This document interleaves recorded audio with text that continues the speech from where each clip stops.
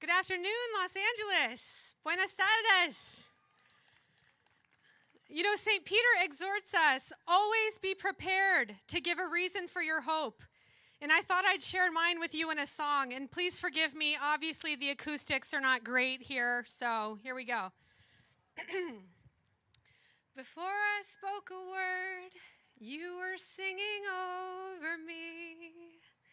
And you have been so, so good to me. Before I took a breath, you breathed your life in me.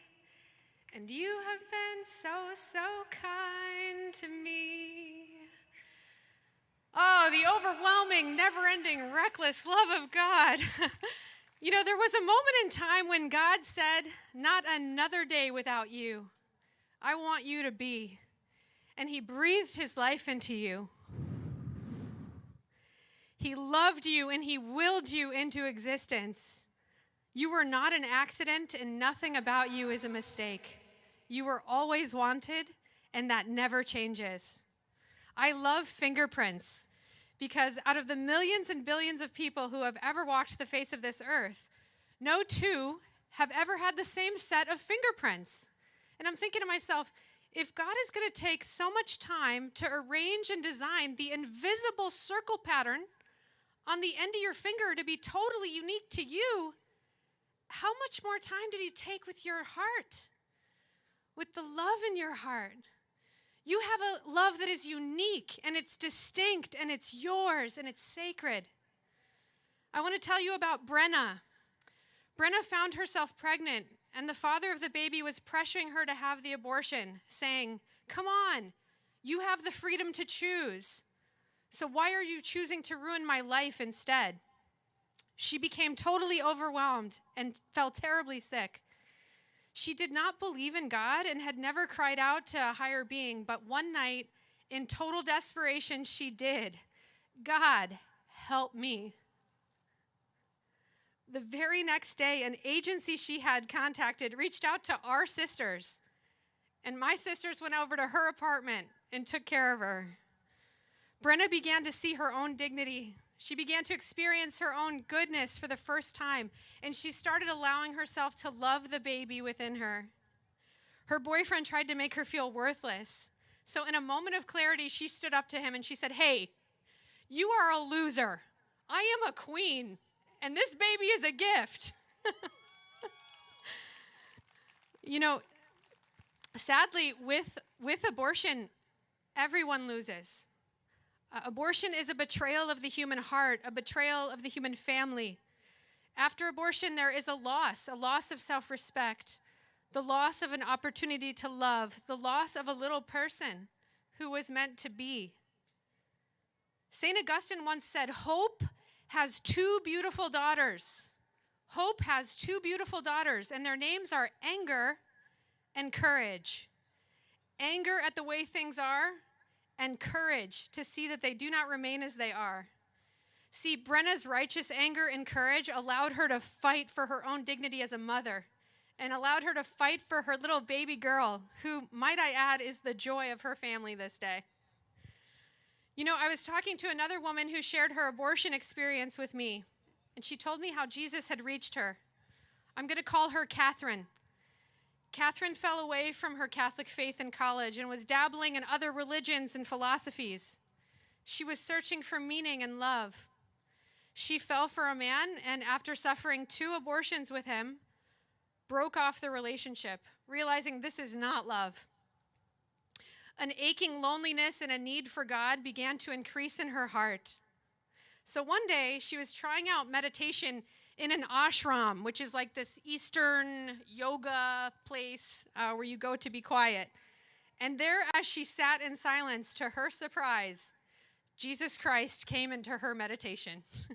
She said he was wearing a robe of all white, and he extended his hand to her, and he said, consider me again. Consider me again.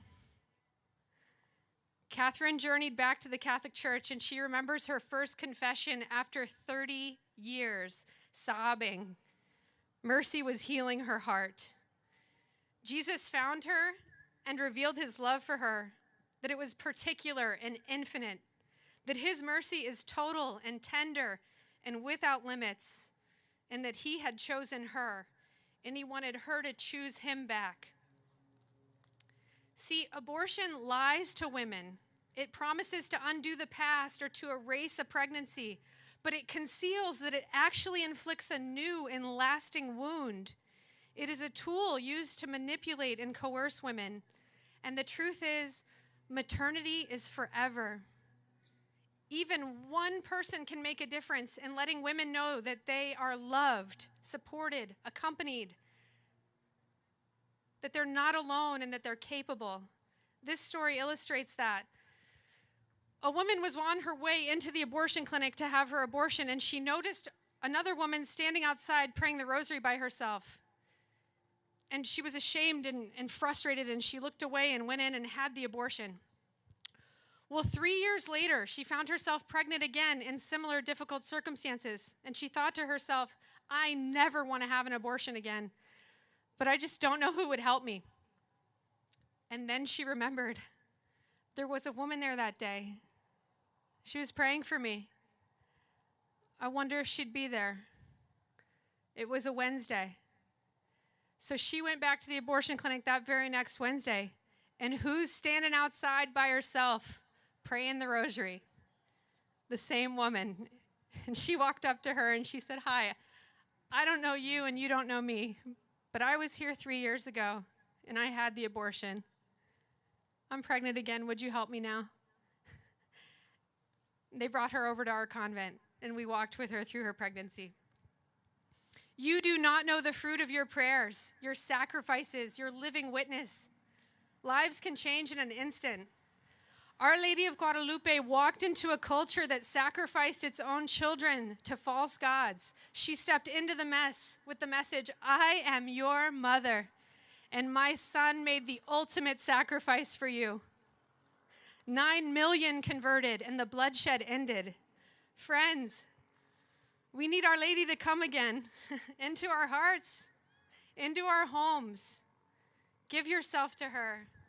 Share in her prayer in the rosary. Tell her what you need. Blessed Mother, we need a radical restoration of innocence. Make our hearts burn with love for your Son, Jesus, and let us experience the joy and freedom of purity. Help us to reject everything that ruins our vision of the human person, to reject pornography, the hookup culture, contraception, abortion. Women, we need to be who we are. Kierkegaard said, woman is the conscience of man. By calling men higher, men actually rise to the occasion. They reveal that they have a capacity to be protectors and providers, so never settle. Never settle for less than you deserve. It's better to be lonely than to be used. So young people, I'll close with this word. I exhort you, make a commitment to save sexual intimacy for marriage and get a nice chastity ring for yourself. Honor your body. Ask Jesus today, Jesus, how did you make my heart to love? And how are you calling me to be a saint? We need saints, prophets, and martyrs to meet the needs of the day, and you're one of them. Thank you.